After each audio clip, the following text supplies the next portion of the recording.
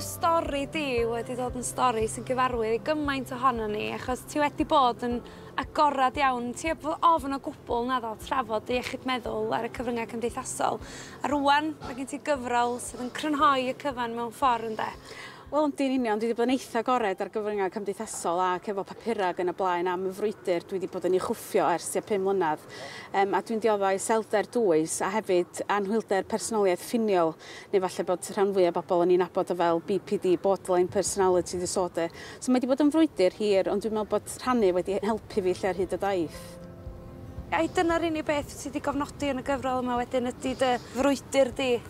Wel naci, mae'n hunan gofiant mewn ffordd er mod i'm o'r hoff o'r gair yna, lle cofnod o mywyd i ydi o, lle.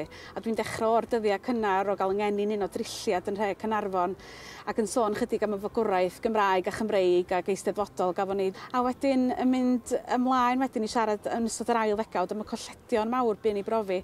Colli mam yn 17, wedyn colli nain a taid yn eitha buan wedyn. Wedyn wrth gwrs nes i darganfod fy rhifioldeb fatha bod bywyd ddim ddigon cymhleth lle.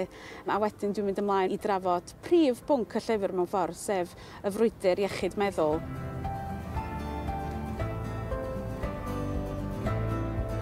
Enw'r gyfrol yma ydy Rhyddhau'r Cranc, rwan mae o'n deitl sydd yn denu sylw rhywun yn syth dwi'n teimlo.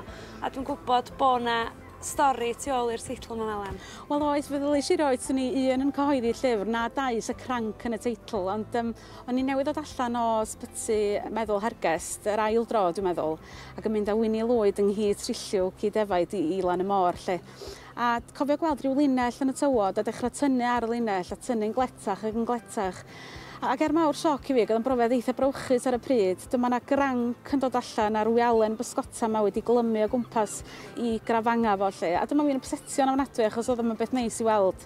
Ac i ffwrdd o fi i'r car i nôl bag first aid. A wedyn treulio rhyw 3/4 awr yn trio torri'r linyn bysgota ma oedd ar gymala'r cranc.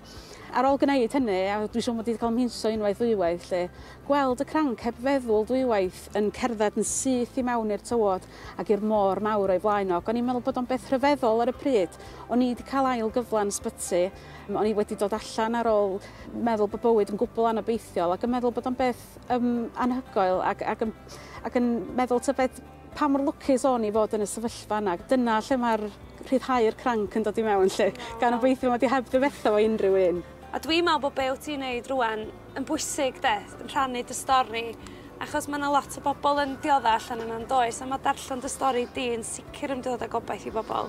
Mae hynny'n beth calonogol iawn i glywed ac dwi'n gobeithio'n ofnadwy na fydd unrhyw un yn weld o'n self-indulgence. Dyna'r pryder mwyaf un oedd gen i dros di wneud o.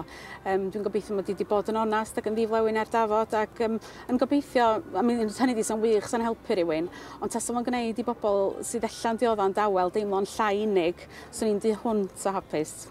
Malen, ti'n arbennig. Diolch o galon i chi am sgwrsio fi a pob hwyl efo'r gyfrol yma, mae'n hollol wych. Diolch yn fawr.